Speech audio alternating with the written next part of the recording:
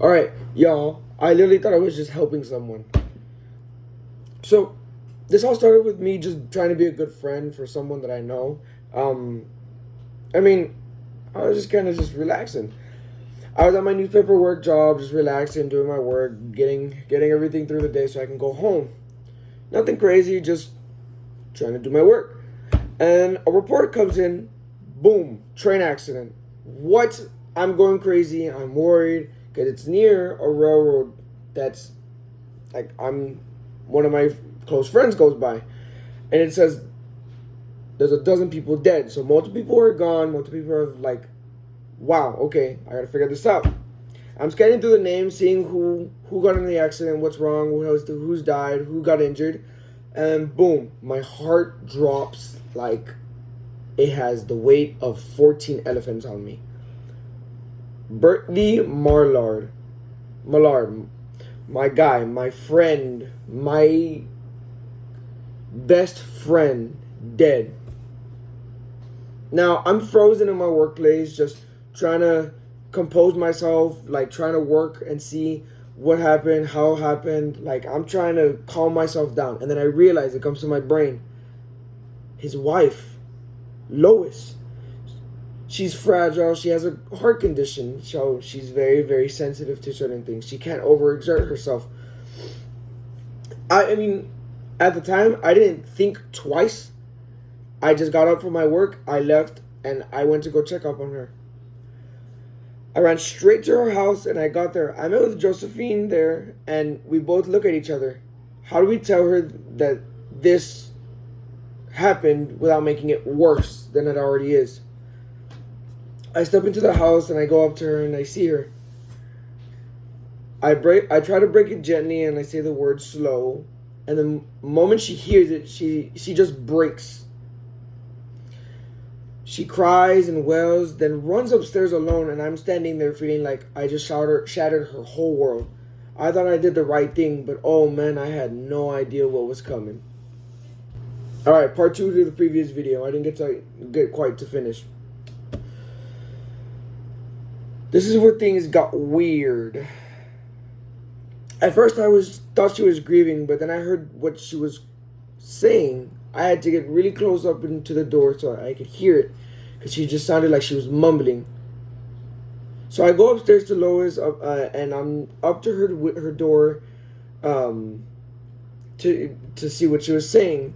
At first, I was trying to give her space to see what happened, to see if she was grieving, so that she could have her own time. But then I started hearing her talk through the door. At first, I couldn't make out what she was saying, but then I could hear, free, free, free. And I'm like, hold up, what? I sneak a little closer, my ear and my hand cupped to the door like that. She sounds almost peaceful. She keeps saying she's free, she's whispering that her life finally begins here.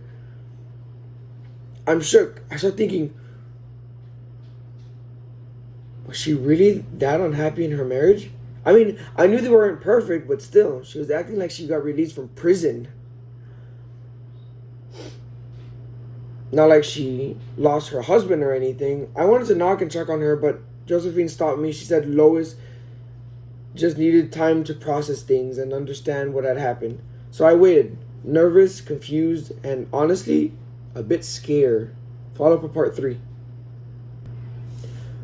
This is part 3 of the following video. If you need context, look at those videos and see what happened. All of a sudden, while I'm upstairs with Josephine, I hear a knock on the door and I go downstairs. The door opens and everything I thought I knew, gone, out the window. Never happened. We stumble back downstairs and we suddenly see the door open. I guess we had left it unlocked, and all of a sudden it just opened by someone else. When the door opened, everything that had happened in my mind, everything, all the frustration, the worry, the stress, just left me. And there he is. Brentley. Freaking Mallard. Just walking in like nothing happened, smiling, holding his briefcase. I literally froze. I was speechless. I had no words. I had no way of reacting. Because I had just heard he had died in a train track accident. He's like, what are you talking about? I didn't die in a train crash. Turns out he wasn't even on the train that crashed. And before he could explain anything, Lois comes downstairs. She sees him and she just collapses at the sight of her own husband. And just like that, she was gone. At first, I thought maybe she had collapsed and fainted from the shock of seeing her own husband. But the doctor had said that the joy that kills, but no, that wasn't joy. That was shock. Pure shock. That was her freedom being ripped away in 1 second, and I was the one who told her he was gone.